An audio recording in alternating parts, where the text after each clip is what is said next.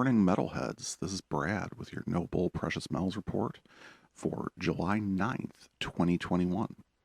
And we have a big day in store.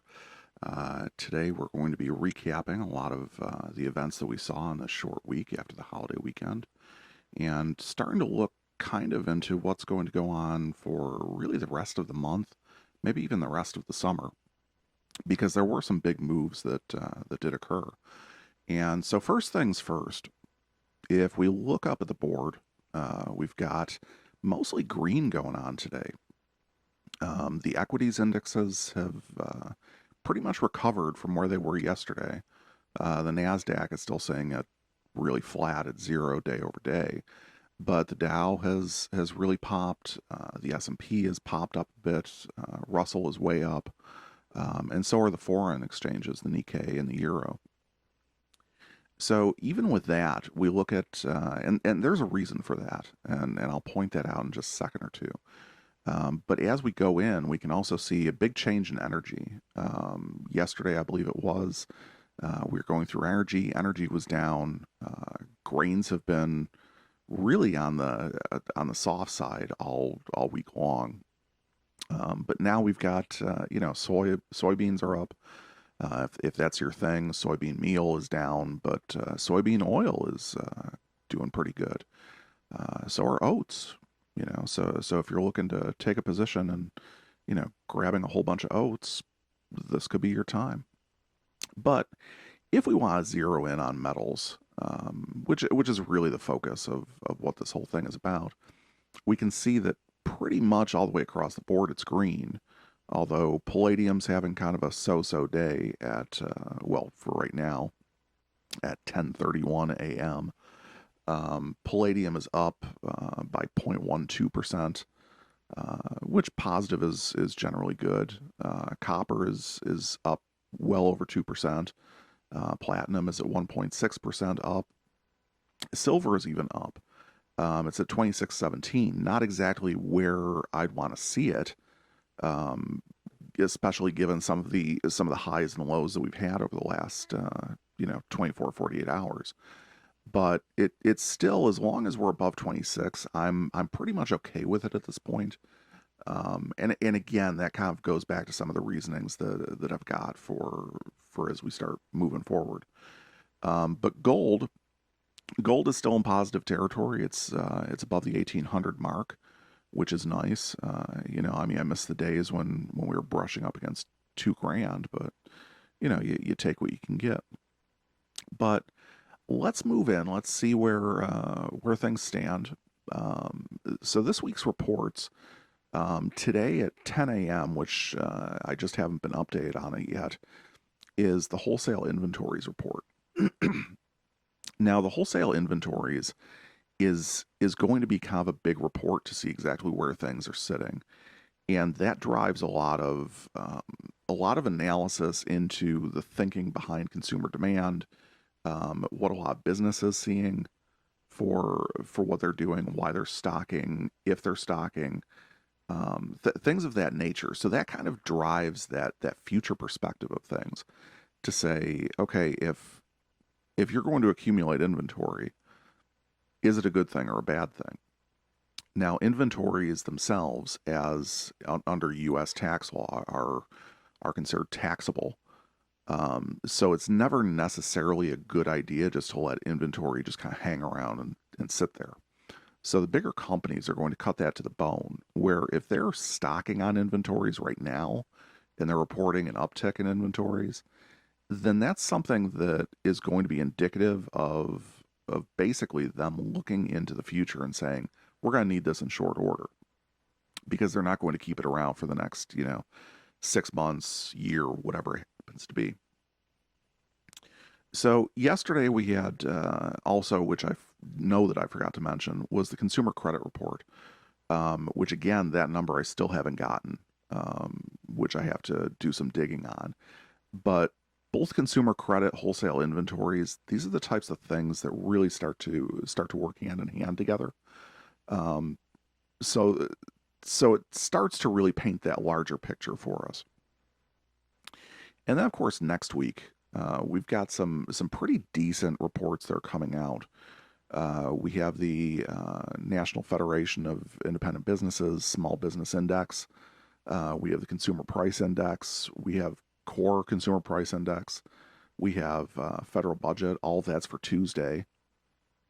We have the Producer Price Index, the Beige Book, and of course we've got all these other types of reports that are coming through, like the Import Price Index, the Empire State Index, the Philadelphia Fed Index, industrial production reports, capacity utilization. These are huge reports that are really going to drive a lot of investing sentiment, things like that. So when you start coupling these types of reports, the movements that we've seen over the last, really few weeks, especially with employment numbers, job openings, things of that nature, when you start putting all of that together, you start seeing a picture that starts to get painted, and we can start to really predict, okay, what is demand going to start to look like for some of these metals, especially silver and gold, as we look at silver being primarily an industrial metal at this point, with certain financial applications to it, obviously, and gold being primarily a financial instrument. So we start looking at those two sectors, and we start evaluating for, is there a softening there? Is there something that's kind of hardening? What is that's going on? And especially considering this is a delivery month, all of that starts to basically get baked into the stew, and we can start to see, where we likely think things are going to go. So the thing that was interesting, and I've been kind of pounding on this for the week, has been this 10-year Treasury rate. And as we start to look at the rate, yesterday we wound up closing at the low of 1.29%. That was really bad, and that contributed significantly to the downturn that we saw across the indices on the equities. Today we're actually looking a little bit more positive, as this is starting to go up, 1.34%. Now, a couple of days ago, we were in the same territory, and I'm freaking out. But it's the direction of where this is moving. And the problem that we run into with this is that if no one's buying a 10-year Treasury, then it means that the price is going to go down, because they have to find the price that meets the demand level. Basic economics. Well, one of the things that gets looked at with this is purchasing debt over the long term. So if that rate keeps on getting driven down, it means that people aren't really confident that they're going to be able to turn the profit that's expected on this, which goes into a softening of the economic projections, things like that. It really speaks to the health of the economy as we start seeing these types of declines. So as this was actually trending downwards, that's really what was being indicated. And that's why, as we start getting further and further down, you start seeing less and less actual performance from the markets. And that was really the challenge. So to see that start to perk up just a bit, that's not necessarily a bad thing. And we have a long way to go before we even get to the 3-month average, or even the median on it. So we're definitely riding real low below what these numbers need to be. So hopefully, if those continue to perk up, we're going to see some general economic growth. But all of these things in conjunction with each other really tend to, give me the willies over the fact that, okay, is this a bubble that no one's really recognizing as the bubble yet? And if so, when is that going to pop? So that's really the question. Myself, I'm pretty nervous about all of this right now. The numbers just aren't really aligning the way that they should. And it's something that's noticeable as you start to look at this for the longer period of time. So let's move into the markets. The markets right now, silver, as we saw previously, is actually up at 26.15. This snapshot was frozen a little bit earlier during the day. But we can definitely see that silver has been riding the low end of the 5-day VWAP. And again, as things move through, that 5-day is a window, so it changes each day. It's a different 5 days. So we can see that currently we're riding at the lower end of things. When we were in, July 7th, early in the morning, all the way into, mid-morning, we were actually doing pretty well. We were above the VWAP. We were actually touching that +1 band, but then we kind of fell underneath, and we've been really middling between, that -1 level that's been going through. We've had several pops above, but also we've been dipping down into what I would say is probably the -3, which is really showing kind of a strength in the contrarian position. It's not a lot of faith. I mean, it really shows that there's some pushes that are going, farther than they really should on the 5-day horizon. However, it really hasn't stayed there long. Although for pretty much most of the end of the day yesterday, from mid-morning on, it really stayed around that -2 level, and really didn't broach above it too often. But now we have, and we're heading back into the -1, and even right up to the deviation, or the VWAP band itself. So we're seeing that quite a bit. We apply the previous day and the intraday, and we can see that we're riding even above these 2 levels. So that's actually a pretty decent place to be. So with gold, on the other hand, we've had a pretty good week with gold for the most part. As we start looking at this, as it shifts into the 5-day, and we start to recognize that the movement that we're in isn't necessarily just that initial pop, we can see that gold kind of poked to the -2, came back up, but it's made the full range. I mean, it went from above the +2 all the way down to -2, and has been everywhere in between. And now it's really sitting right there at that +1, and it's pretty much hovered there. So looking at that from even the previous day, it's not too bad. And we apply the intraday, and we're definitely well above where everything is, even according to the 3 VWAPs of the 5-day, the 2-day, and then current day. So being above that, it's not a bad way to go into the weekend. Of course, it'd be nicer if you happen to be buying. If you're selling, good for you. So looking at the average performance, the 5-day, we can see that silver definitely is down. No big surprise to anyone. -1.79. Gold is still popped. I mean, it's less than 1% up, but it's still a gain over the 5-day period. So that's actually pretty good. With the silver gold ratio, this one was kind of interesting. We can see definitely that there were certain points here where it was getting real close to that 70 mark. We didn't cross over, though. We still stayed safely in the 60s. So right now, market price to market price, it's 69 ounces of silver equals 1 ounce of gold. If we look at that from the retail perspective, retail to retail, we're at 60 ounces of generic on average price to 1 ounce of generic gold at average price. So there's definitely been an increase in that. But I mean, I'll be happier once it crosses back down.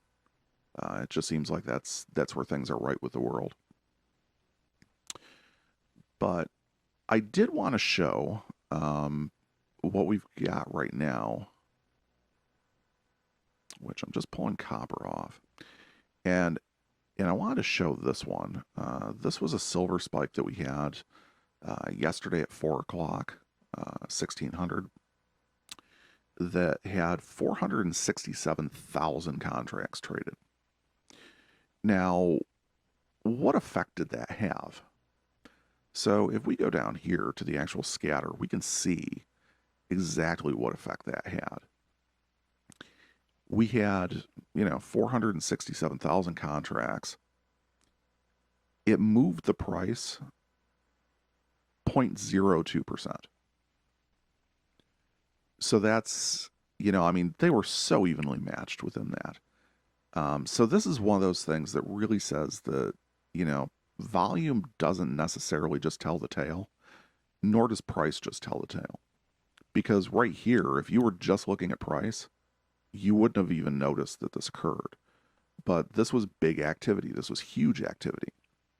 That all of a sudden these contracts moved, but there were buyers for it, there were sellers for it, and they were so evenly matched that really it was just the buyers that that there was just more demand. So it did push up the price, but by such an insignificant amount, it's almost crazy. So with that, let's go into retail and take a look at where we stand at the end of the week.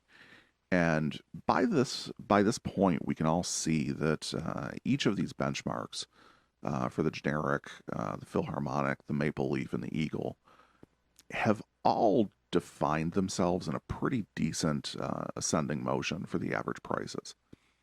So, our 1 ounce generic is saying at 31.63, the Philharmonic 33.21, the Maple Leaf 35.90.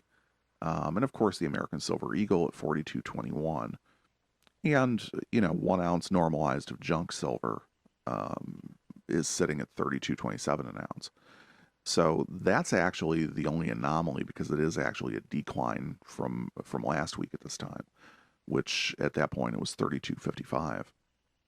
So, there is some price fluctuation, but in general, the price seems to be appreciating a bit, at least on average across the board.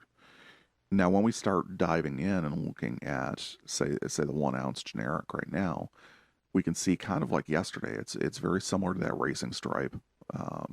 It's kind of that lateral movement. There's been a little bit of bouncing in between, but there hasn't been significant, directional shifts. We're not seeing the lines at an angle. We're seeing just incremental bumps. So it's just a rough road. It's not we're on a hill, or we're not going into a canyon or anything like that. And so currently we're seeing that the spread that we're finding is a low of $30.41, high of $32.12, with the average at $31.14 right now, and the median at $31.01. So there's a 13-cent difference between the median and the average. So the prices across the entire spectrum of where I'm looking at this stuff is really kind of they're kind of evenly spread. There's not a lot of pushing and pulling. That there's a little bit of low side action that's pulling things, but for the most part, it's pretty evenly balanced. Now, mind you, within all of this, I am seeing reports and talking to some people that realistic prices are falling kind of in that 31 range, but depending on the length of sale, it's really starting to push it down a little bit into the 30s. So probably figure, I would have to say probably, about 60 cents off of the average is realistically where you're going to start seeing realistic face-to-face deals, things of that nature, or if you're looking around, picking them up at decent prices. So there is some low side things. Again, this is all first run. The data that I'm using is all first run, primary source, for sale data. So your mileage might vary. The retail spot divergence, especially on the 1 ounce, hasn't really changed much. I did notice that we are at the $5.02 mark. So we've declined just a hair, probably a few cents. But it's not anything that's significant. And as you can see from just the survey of the last 30 days, that there's no big movements. Nothing is really happening. So if you're under the impression that premiums are contracting or anything like that, and not really, the data is not proving that assessment. And then, of course, I just wanted to touch on this briefly, just because this kind of shows an interesting thing. And one of the things that we're seeing right now is that the spot movement has been recent and sudden within the length of time. So previously, we were seeing that spot was hovering a little bit lower, but then it kind of popped up a little bit.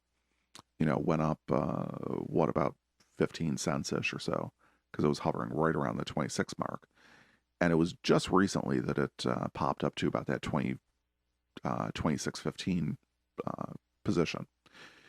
Now, what's interesting is we can see that throughout this, we're having, the price was actually moving in relationship to spot for the retail items a little bit above. It wasn't really, it was trying not to keep pace. And again, it's trying to maintain that level gap between premiums and spot and retail and everything else. However, when there was that sudden shift, it took a little bit for them to adjust. And we could see kind of the distribution of how that all shaped up. Generics were the least likely that were caught, followed by the Maples, the Silver Eagles, and the Philharmonics. So it wasn't a real quick adjustment, but then all of a sudden they started to pop up just a little bit. So it's one of those things that when we start seeing that, if you're a buyer and you're buying from one of the big distributors, something like that, always look for these sudden shifts, because there's going to be a delay in the pricing that occurs between the individualized items and what they are. So the one thing that my data has proven out over the time, and I have many examples of this, is that as you start looking at things, the retailers that are doing this aren't perfectly synced. They aren't on a microsecond watch of adjusting all of their pricing based off of spot. So what they're doing is there is a slight lag behind it. They're not using necessarily real-time data. So it's in that spread that as you're noticing when the price goes up or down, that you can oftentimes find a deal that is a little bit better than what you would if you wait, say, 15 minutes or half an hour. So just something to think about as you start setting up your buying decisions. And finally, we get to gold. And gold is about where we expected it to be. It's been appreciating pretty much all week. Even before we get to the bar graphs, if we actually look at this chart, just as we saw yesterday, there is a slight incline on this. This isn't just hovering in the middle. There is actually a period where you can start seeing, an incline just even at a casual glance. So that's definitely a good thing in terms of unit pricing and getting value out of it.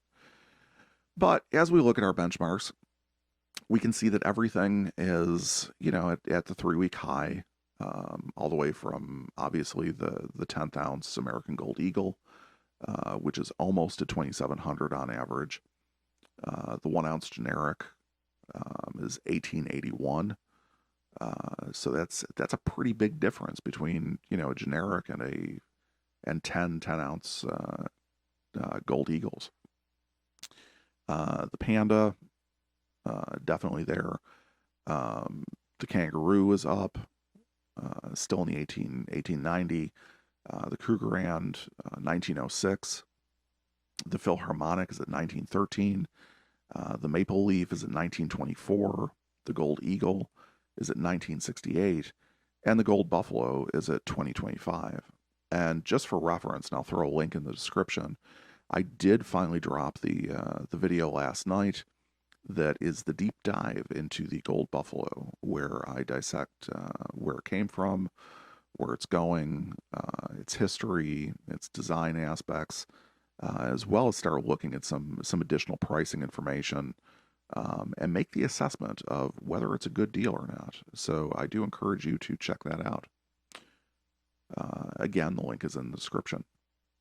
So going through, not really too much to say right here. I'll go into this. As we can see, pretty much very similar movements.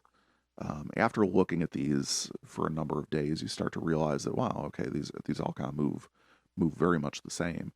And if you've been a viewer of this for any length of time, you're probably noticing that gold does tend to move in this similar fashion. So even on the 1 day, we tend to start out pretty tight as we move through, but then there's usually some portion of something somewhere that creates a change that spreads out the pricing a bit. They do some readjustments, they make some movements, things like that.